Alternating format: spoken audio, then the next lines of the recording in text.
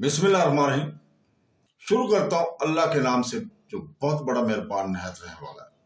دوستوں، بہنوں، بھائیوں، بزرگوں، تاریخ اسلام کی 273 نمبر قسط میں ہم آپ کو خوش آمدید کہتے ہیں۔ اور یہ آج کی جو ویڈیو، آج کی جو قسط ہے وہ پارٹ 2 ہے، دوسرا حصہ ہے۔ کل ہم نے پہلا حصہ بیان کیا تھا جس میں ہم بیان کر رہے تھے سلطنتوں کے اصول حکمرانی، تو اس کا آج یہ دوسرا حصہ ہے۔ تو ہم بیان کر رہے تھے کل اس سے آگے صاحب الشرط، شہروں میں امن و امان قائم رکھتے، یہ عہدہ جو تھا شہروں میں امن و امان قائم رکھتے تھے، بغاوتوں کا انسداد کرتے، چوروں اور ڈاکوؤں کو گرفتار کر کے سزا دینے کی ذمہ داری جس شخص سے متعلق ہوتی تھی اس کو صاحب الشرط کہتے تھے۔ ہم اس کو محکمہ پولیس کا افسر اعلیٰ کہہ سکتے ہیں۔ یہ صاحب الشرط بغداد میں قیام پذیر رہ کر عراق کے دوسرے شہر میں اپنے نائب مقرر کرتا اور بعض اوقات افواج عراق کا سپہ سالار اعظم اور حضور صوبہ کا عامل یا گورنر ہوتا تھا۔ طاہر بن حسین صاحب الشرط ہی تھے، اس کے بعد اس کو خراسان کی گورنری ملی تھی۔ غرض یہ کہ بہت بڑا ذمہ داری کا ہوتا تھا اور اس پر کوئی معمولی شخص فائز نہیں ہو سکتا تھا۔ اس کے بعد آتا ہے حاجب، خلیفہ کی ذات کا محافظ اور خلیفہ کی ذات کے محافظ دستے کا افسر ہونے کے علاوہ خلیفہ کی خدمت میں سب سے بڑھ کر رسوخ رکھنے والا شخص ہوتا ہے جسے حاجب کہتے تھے۔ حاجب سفر اور حضر میں ہمیشہ خلیفہ کے ساتھ رہتا اور ہر ایک تنہائی کے وقت خلیفہ کا مونس ہوتا تھا۔ کیسر خلافت کے تمام خدام اور پیرا چوکی کے سپاہی اس کے محکوم ہوتے تھے۔ دربار میں وہ ہر نئے داخل اور ہونے والے شخص کا ادب اور آموز خلیفہ کے ہر ایک حکم کی تعمیل کے لیے ہم وقت پکار مستعد رہتا تھا۔ حاجب سے بسا اوقات وزیر اعظم کو بھی دبنا پڑتا تھا۔ حاجب خلیفہ کے رازوں سے واقف اور خلیفہ کا سب سے بڑا معتمد ہوتا تھا۔ ہارون الرشید نے اپنے حاجب مسرور ہی کو ذریعے جعفر برمکی کو قتل کرایا تھا۔ قاضی التقاض، یہ اگلا عہدہ ہے قاضی کا۔ یہ عہدہ مستقل عہدہ ہارون الرشید نے قائم کیا تھا جو آخری عہد عباسیہ تک قائم رہا۔ اس عہدہ کو آج کل شیخ الاسلام کہتے ہیں۔ قاضی القضات تمام صوبوں اور ملکوں میں اپنے اختیار سے اپنے نائب مقرر کرتا اور ہر صوبہ کا قاضی اپنے اختیار سے ہر ایک شہر میں ایک قاضی مقرر کرتا تھا جس کا کام مذہبی اور احکام کی حفاظت اور پابندی کرانا، خصوصاً کا انتصال کرنا۔ یہ بہت بڑا عہدہ تھا۔ دربار میں قاضی کا مقام سپہ سالار اعظم اور وزیر اعظم سے کم نہیں سمجھا جاتا تھا۔ ہر ایک تخت نشین ہونے والے خلیفہ کو باقاعدہ اسی وقت خلیفہ سمجھا جاتا تھا جب قاضی بھی اس کو خلیفہ تسلیم کرے۔ کسی خلیفہ کی معزولی کے لیے قاضی سے فتویٰ لیا جاتا تھا۔ قاضی کو خلیفہ معزول کر سکتا تھا، لیکن نئے خلیفہ کی تخت نشینی کے وقت قاضی کو منظوری لازمی تھی۔ اہم معاملات میں مثلا کسی ملک پر فوج کشی کرنے یا کسی صوبہ کا عمل مقرر کرنے میں قاضی سے بھی مشورہ لیا جاتا تھا۔ اگر خلیفہ خود سپہ سالار بن کر کسی ملک پر چڑھائی کرتا تھا تو قاضی اس کے ہمراہ ہوتا تھا، ورنہ ہر فوج کے ساتھ قاضی اپنا ایک نائب مقرر کر کے بھیجتا تھا۔ عہدہ عہد ناموں میں صلح ناموں، ملکوں کی سند، حکومت، خلیفہ کے اہم فرامین اور وصیت نامہ وغیرہ پر قاضی کی مہر ضرور نہ ہوتی تھی۔ تو اس کے آگے آتا ہے رئیس العسکر۔ اگرچہ ایک خلیفہ ہر ایک عامل، ہر ایک وزیر، ہر ایک بڑا آدمی سپہ سالار ہو سکتا تھا، لیکن خلیفہ کی باقاعدہ افواج کا ایک رئیس العسکر یا سپہ سالار اعظم بھی ہوتا تھا۔ یہ کوئی مستقل اور مدعی عہدہ نہیں تھا، بلکہ ہر ایک دستہ فوج کا ایک سپہ سالار ہوتا تھا۔ جو شخص بڑی بڑی مہموں میں سپہ سالار بنایا جاتا تھا وہ عام طور پر رئیس العسکر یا رئیس العسا کہلاتا تھا۔ محتسب، یہ عہدہ بھی اس وقت تھا۔ محتسب کا کام یہ تھا کہ وہ شہر میں گشت لگا کر لوگوں کو خلاف قانون اور خلاف شرع حرکات اور افعال سے باز رکھ کر بدعمالیوں کی سزا دے۔ محتسب کبھی قاضی اور کبھی صاحب الشرط کے متحد ہوتا تھا۔ آج کل کی اصطلاح میں اس کو میونسپل انسپیکٹر بھی کہہ سکتے ہیں۔ وہ سوداگروں اور دکانداروں کے ناپ تول کے پیمانوں کو بھی معائنہ کرتا اور دھوکہ دینے والوں کی گرفتار کر کے سزا دیتا تھا۔ ہر ایک شہر اور ہر ایک قصبہ میں ایک محتسب ماں اپنے متحد عملہ کے مقرر ہوتا تھا۔ اس کے آگے آ جاتا ہے ناظر یا مشرف۔ خلیفہ سلطنت کے تمام محکموں کی نگرانی کے لیے ایک صدر ناظر مقرر کرتا تھا جو ایک وزیر سمجھا جاتا تھا۔ اس کے متحد ہر ایک محکمہ کا الگ الگ ناظر یا انسپیکٹر مقرر ہوتا تھا۔ مشرف اعلیٰ محکموں کے رپورٹ حاصل کرنے کے بعد اس کا ضروری خلاصہ خلیفہ کی خدمت میں پیش کیا کرتا تھا۔ صاحب البرید یا رئیس البرید، یہ بھی عہدہ تھا۔ ہر ایک صوبہ میں محکمہ ڈاک کی حفاظت اور نگرانی اہتمام کے لیے خلیفہ کی طرف سے ایک صاحب البرید یعنی پوسٹ جنرل مقرر ہوتا تھا، جس کا کام شاہی ڈاک کی روانگی اور قاصدوں کے لیے راستہ کی چوکی میں سواریوں کا بندوبست کرتا ہوتا تھا۔ اس کے زیر اہتمام ہر ایک منزل پر گھوڑوں، کھچروں یا اونٹوں کی ایک مناسب تعداد ہم اوقات موجود مستعد رہتی تھی۔ صاحب البرید کا یہ بھی فرض ہوتا تھا کہ وہ اپنے صوبہ کے تمام اہم حالات اور ضروری واقعات کی خبریں بہم پہنچائے اور دربار خلافت کو اس کی اطلاع دے۔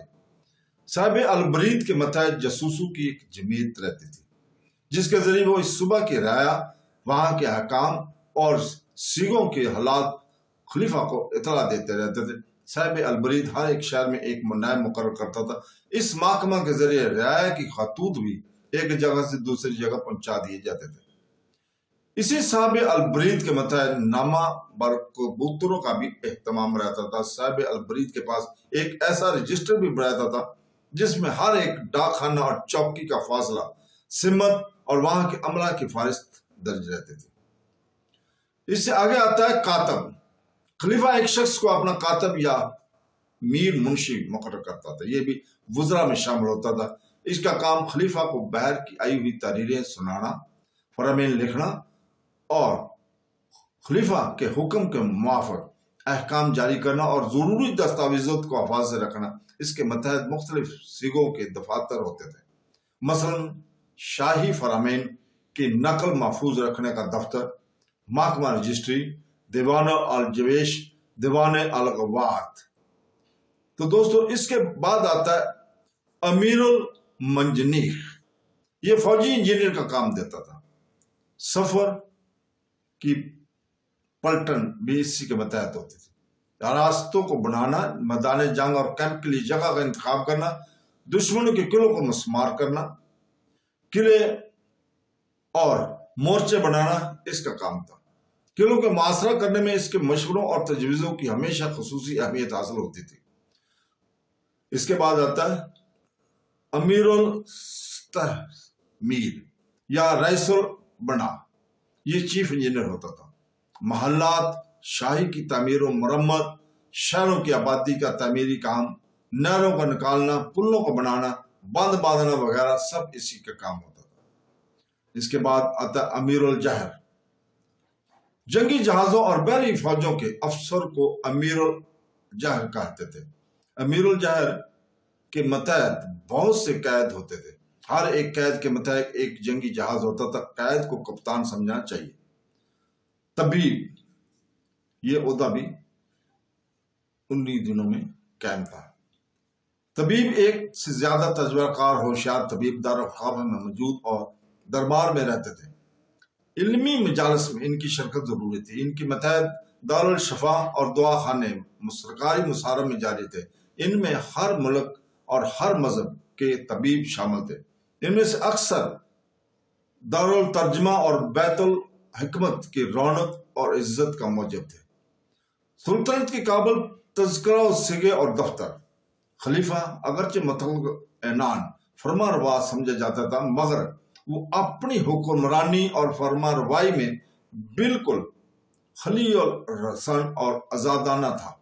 خلیفہ بناتے وقت جب اس کے ہاتھ پر بیعت کی جاتی تھی تو اس میں اتباع قرآن و سنت کی شرط ضروری ہوتی تھی۔ علماء و فقہ خلیفہ کے خلاف شرعی کاموں پر اعتراض کرنے اور اس کو روکنے ٹوکنے کا حق رکھتے تھے۔ اس حق کے استعمال کرنے میں اگر خلیفہ کی طاقت صدرہ ہو تو عوام اس کی طاقت کو مقابلہ کر کے علماء شرع کی حمایت پر مستعد ہو کر خلیفہ کو نیچا دکھانے اور معزول کرنے پر فوراً آمادہ ہو جاتے تھے۔ بعض اوقات علماء اپنے اس فرض اور حق کو ادا کرنے میں پہلو تہی کرتے تھے۔ اسی کا نتیجہ تھا کہ خرابیاں پیدا ہوئیں اور خلافت دم بدم کمزور ہوتی چلی گئی۔ خلیفہ کی ذات میں جو عظمت اور شوکت موجود ہوتی تھی، اس کے ذریعے خلیفہ کبھی کبھی بلا مشورہ بھی احکام جاری دیا کرتے تھے، اپنے احکام کی تعمیل کرا سکتے تھے، لیکن عام طور پر رعایا کے سود اور بہبود سے تعلق رکھنے والے کام سب مقررہ قوانین اور آئین کے متحد ہی انجام پذیر ہوا کرتے تھے، اور بحیثیت مجموعی سلطنت کی مشین نہایت باقاعدگی کے ساتھ چلتی تھی۔ اور یہی وجہ تھی کہ باوجود سلاطین کہ آپس کی لڑائیوں اور عمرہ کی نا اتفاقیوں کی عہد خلافت عباسیہ میں علوم فنون میں ترقی کرنے اور مہذب اور شائستہ ہونے کا لوگوں کو خوب موقع ملتا رہا۔ خلافت عباسیہ کی ابتدائی ایام میں مختلف علوم اور فنون کی بنیاد قائم ہو چکی تھی، قیمتی تصانیف شروع ہو گئی تھی۔ اس کے بعد حکومت عباسیہ کی ابتدائی ایام میں مختلف علوم و فنون کی ترقیات اور علوم و فنون کے نشو و نما اور ایجادات کی رفتار میں کوئی کمی اور سستی واقع نہیں ہوئی۔ اس کا بڑا سبب یہی تھا کہ نظام حکومت جو اسلامی اصولوں پر قائم ہوا تھا، وہ سلطنت کے ضعیف اور جنگ و جدل کی قوی ہو جانے کی حالت میں بالکل روک رواں اور سراسر درم برم نہیں ہوا، بلکہ بدامنی کے زمانے میں بھی اس کی روح موجود رہتی تھی۔ اور یہی وجہ تھی کہ علمی اور معاشرتی اور اخلاقی ترقیات کو کبھی زبردست دھچکا نہیں لگا تھا۔ ساسانیوں، صفاریوں، سلجوکیوں کی حکومتیں زیادہ مستقل اور پائیدار نہیں تھیں، مگر ان کی عہد حکومت اور حدود سلطنت میں بڑے بڑے زبردست عالم پیدا ہوئے، اور علوم فنون کے مشہور اماموں نے اپنے زندہ جاوید کارنامے چھوڑے۔ اب بات کرتے ہیں دیوان العزیز۔ دربار خلافت کا نام دیوان العزیز تھا، جو وزیر کا دربار سلطنت کے تمام صحیحوں پر اختیاری کلی رکھتے تھے۔ انہیں اسی کے ہاتھ میں زمانہ سلطنت سمجھی جاتی تھی۔ ان کے دفتر اور ان کے محکمہ پر بھی دیوان العزیز کا لفظ بولا جاتا تھا۔ تمام دفاتر اور تمام محکمے اور سیگے اسی کے متحد ہوتے تھے۔ وزیر اعظم کو متعلقہ سیگوں کے افسروں سے مشورہ کرنے کے بعد احکام جاری کرنے پڑتے تھے۔ دیوان الخراج اس کے بعد آتا ہے۔ دیوان الخراج، اس کو محکمہ مال سمجھنا چاہیے۔ یہ محکمہ کبھی براہ راست وزیر اعظم کے ہاتھ میں ہوتا تھا، اور کبھی اس کا محتم ایک جدا وزیر ہوتا تھا جو وزیر اعظم کا ماتحت سمجھا جاتا تھا۔ کبھی کبھی خلیفہ وزیر مال کا تعلق وزیر اعظم سے نہیں رکھتا تھا، بلکہ براہ راست خود اپنے کاتب کے ذریعے اس کی نگرانی کرتا تھا۔ کبھی وزیر مال اپنے نائب صوبوں میں خود مقرر کرتا تھا، اور وہ اس صوبہ کے گورنروں کی ماتحتی سے آزاد ہوتے تھے۔ عام طور پر وزیر مال صوبوں کے گورنروں کے انتظام مالی میں مختار قرار دیے کر انہیں کو جواب دہ اور ذمہ دار سمجھتا تھا۔ دیوان الجزیہ یا دیوان الزمام، اس کا بھی ذکر ہم کرنا ضروری سمجھتے ہیں۔ اس محکمہ میں جزیہ اور ذمیوں کے متعلق کاغذات رہتے تھے۔ جزیہ کی وصولی، اس کا تقرر، جزیہ کی معافی وغیرہ سب اسی محکمہ سے متعلق تھے۔ اس محکمہ کا محتم وزیر مال کا ماتحت سمجھا جاتا تھا، مگر قاضی کے احکام کی بھی اس کو تعمیل کرنی پڑتی تھی۔ قاضی کے احکام عموماً جزیہ کے کم یا موقوف کر دینے کے متعلق ہوتے تھے کہ فلاں صوبہ کے فلاں اشخاص سے جزیہ وصول نہ کیا جائے۔ اس کے بعد آتا ہے دیوان العسکر۔ اس محکمہ میں فوجی رجسٹر رہتے تھے۔ اس محکمہ کا تعلق براہ راست وزیر اعظم یا خلیفہ سے ہوتا تھا۔ فوج کی تنخواہیں بھی اسی محکمہ کے ذریعے تقسیم ہوتی تھیں۔ سپہ سالار اعظم بھی اسی محکمہ کا افسر سمجھا جاتا تھا، مگر اس کا تعلق صرف اس قدر ہوتا تھا کہ وہ اپنی موجودگی میں تنخواہیں تقسیم کرا دیتا تھا۔ بار بردار، جانوروں کی خریداری، اسلحے کی فراہمی वर्दियों की तैयारी वगैरह की सीगे भी इसी महकमा से ताल्लुक रखते थे। अब आते हैं दीवान अल शर्त। महकमा पुलिस की दफातर और इंतजाम एक अलग अफसर के मतहत था। इसकी मतहत मुतसब वगैरह भी होते थे। महकमा पुलिस के सिपाहियों की तनख्वाह अमूमन फौजी सिपाहियों से ज्यादा होती थी और पुलिस के सिपाहियों को ज्यादा एहतियात के साथ भर्ती किया जाता था। अब आते हैं दीवान अल फियाह। इस महकमा के मुतालिक इन रकबों और इलाकों की आमदनी का इंतजाम जो अमूमन सुबह इराक में खलीफा की जागीरें समझी जाती थी, इन शाही अमलाक की पैदावार को बढ़ाना, आबाद सरसब्ज रखना, सब इस महकमे के मुतल्लिक था। दीवान अल बरीद। दीवान अल बरीद इस महकमा का सदर दफ्तर बगदाद में था। इस दफ्तर में मुल्कों के नक्शे, डाकखानों की फहरिस्तें और हर मंजिल और हर रास्ते के मुतालिक जरूरी बातें, मुलाजमीन के लिए हदायत, मुलाजमीन और अहलकारों की खिदमत की रिपोर्टें और रास्ते के अमन अमान के लिए याददाश्तें और गर्ज सब कुछ होता था। अब आते हैं दीवान अल नफकात। महल शाही के मुसारफ, इनामात और अतियात वगैरह के रजिस्टर इसी महकमे से तल्लुक रखते थे। दीवान अल मत्तूका। इस दफ्तर में हर एक हुक्म की नकल रखी जाती थी जो खलीफा के दस्तखत या मोहरे से जारी रहता था। ये महकमा भी, जिसको महकमा रजिस्टर कहा जा सकते हैं, कातब के मतहत होता था। दीवान अल नजर फिल अल मज़ालम। ये महकमा मुशर्रफ अल्लाह के मतहत होता था। इस महकमा का काम शाही अहलकारों के काम का जांचना, दफ्तरों और रजिस्टरों की गलतियां निकालना, दफातर का मुआयना करना और बेराह रवि से अहलकारों और अफसरों को रोकना था। तो दोस्तों, आज हम इधर रुकते हैं। कल इंशाअल्लाह ताला इससे आगे बयान करेंगे। अल्लाह हाफ़िज़।